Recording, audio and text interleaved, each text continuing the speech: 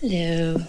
So, thank you for this. And I would like to say that I love this whole engine thing because I definitely think I've been doing that, specifically in my love life. So I opened myself up to love, the vibration of love, and I'm attracting love, which is great. But then I feel like... There's a lot more to a relationship than love. Yeah. You got to share your space. Yes. And your stuff. Sometimes you have to go eat where you don't really want to eat.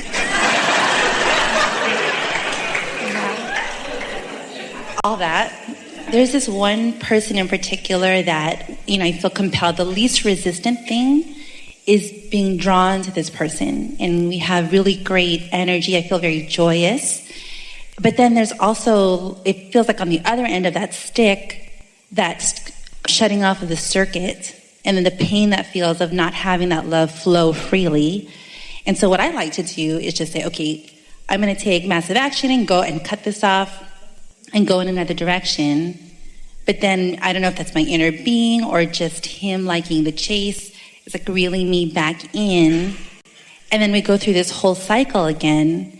And so I would really love, I know I'm creating this, and I know I'm creating the experience, the joy, and also the resistance. So my goal, I love, is for you to just take the resistance, like magic. Can you just make it go? I don't need it. I don't need to analyze it. Just goodbye.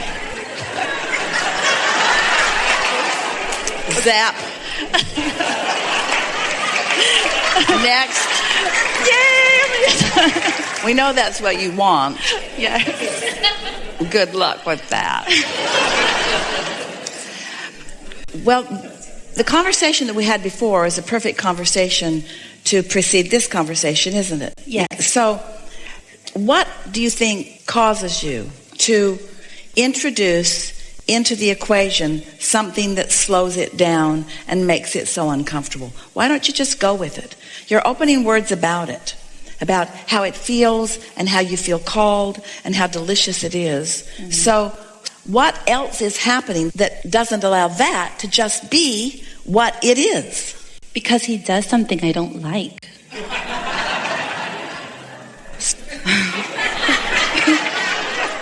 Why can't he just do what I want? So let us be clear that this is what you want about this individual and about the universe at large.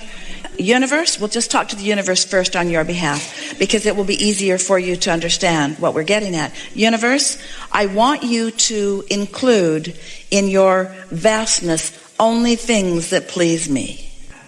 Is that true? Now, some might say, well, what's the problem with that, Abraham? That just seems like the perfect world to me. So we'll make it clear. Universe, I want you to, in your perfection, deprive me of any contrast that will allow us expansion.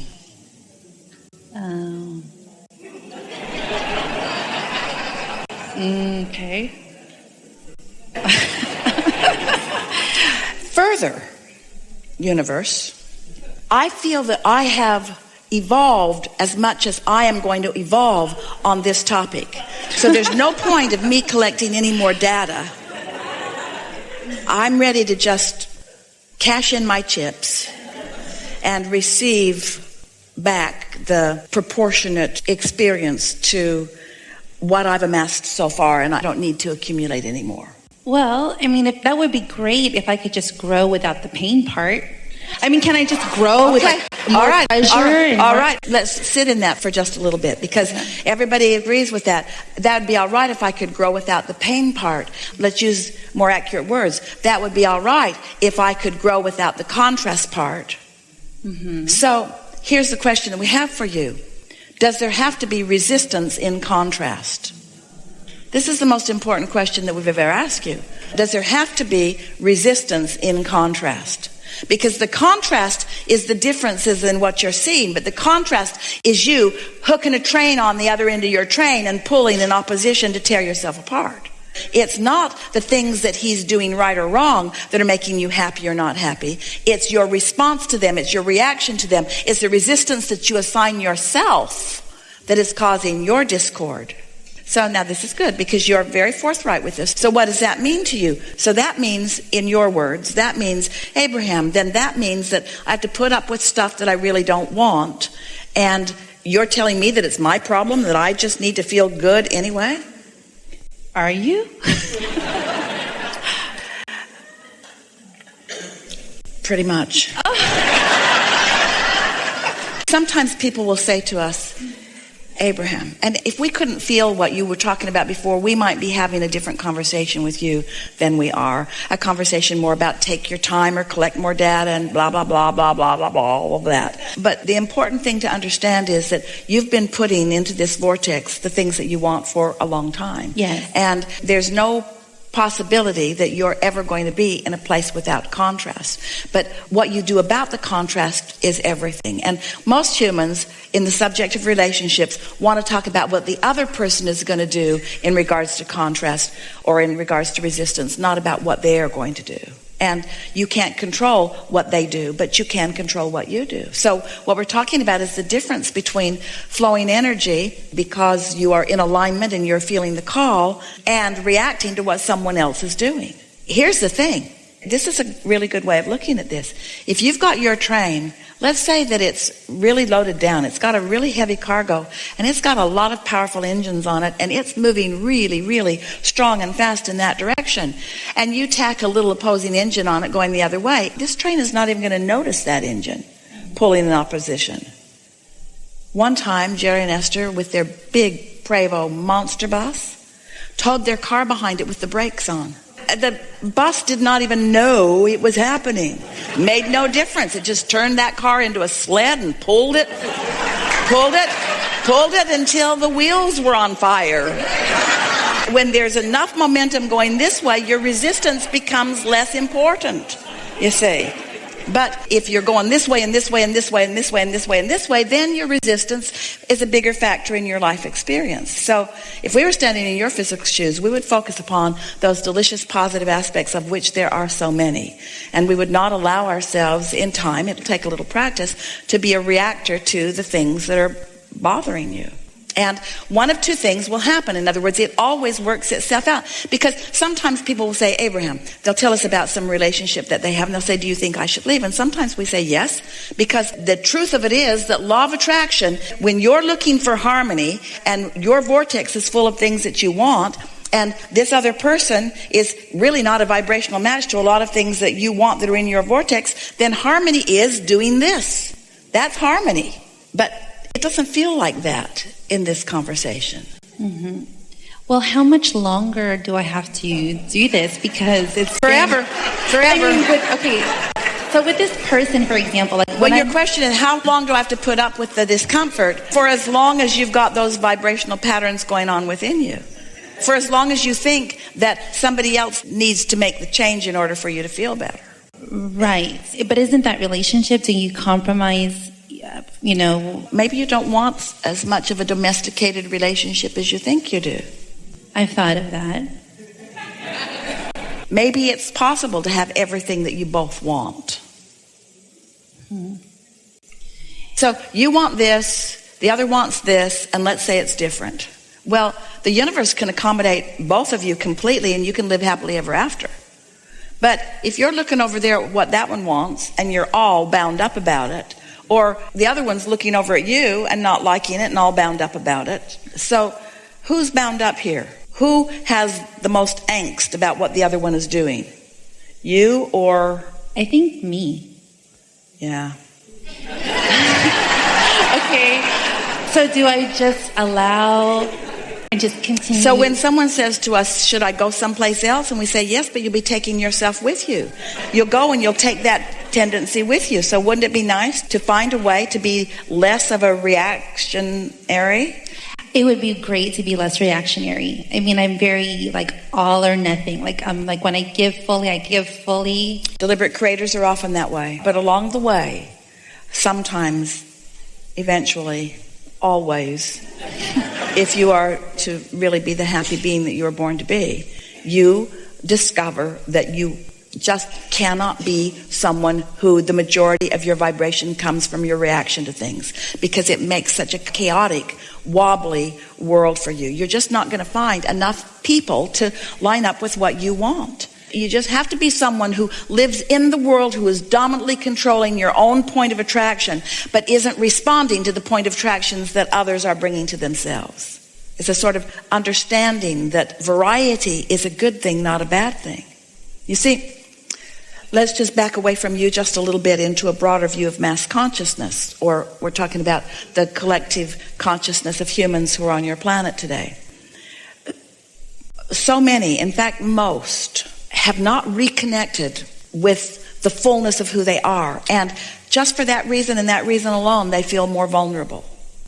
And then in their vulnerability, they become scrutinizers of what's going on around them. They were having reactions to what's going on around them. So they react to that, and they react to that, and they react to that. It's the conditional life that is not serving you very well. It's like, this condition is wonderful, and so I focus upon it, and it makes me feel good, and I love this condition, but that condition doesn't make me feel good. But since I'm a conditional person, because I've trained myself to be, because when I focus on things that make me feel good, I feel good, and so I've trained myself to be conditional, but now I'm faced with things that don't feel good too. So then I've got all this mixed energy going on. Where if you are unconditional, which means it's not these things that you're focusing on first and foremost, it's alignment with source that you're focusing on first and foremost, and you've got that down, now you got a train that's going so fast and that is going to so many beautiful places that it doesn't matter what else you may hook onto it. It is insignificant by comparison with the connection that you've got going on.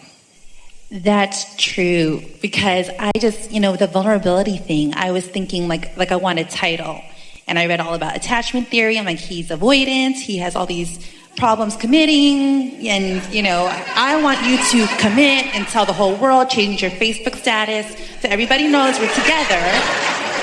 Give me some security here.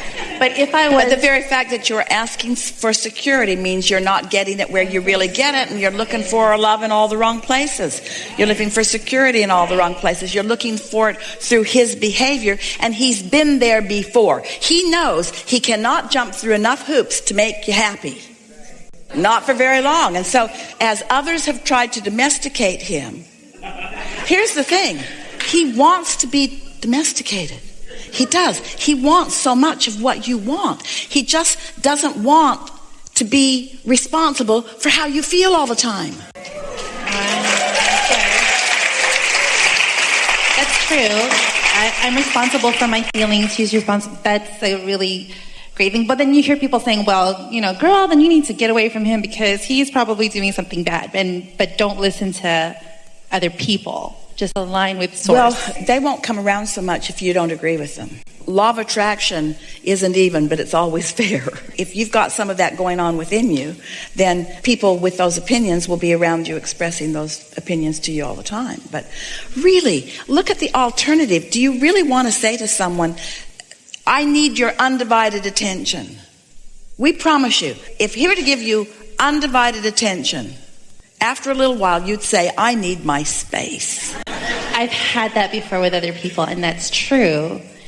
And I think part of it is the more I'm getting better at consciously creating and creating joyous moments, beautiful moments that surprise me, that the universe comes up with such amazing ways to, surprise and delight all the time, that there's also a little bit of fear that comes with that fear of loss. What you want to do is present yourself to the universe at large, and certainly to this person, as someone who is easily connected to source energy and easily and mostly feels good, and who is not dependent upon this one subject for your happiness. Because when you feel insecure and then you're depending upon this one subject for your happiness, what happens is they begin to feel bondage. And so as you present yourself, because that's who you are, as someone who can find joy here and here and here, who takes pleasure in this and this and this and of course that, and even mostly in that, but not only in that. now you've got this balance going on, and now there's no bondage that is being felt. That's true. That's when we're closest. That's when he feels most. And so that's what you meant. It's sort of a common thing that I want him until he wants me, and then I don't think I want him quite so much. And he wants me until I want him, and then he doesn't. Yeah. So then you get mad, and then he tries to reel you back in. And then in his trying to get you to come back, then you feel better. And we say, how sick is all of that?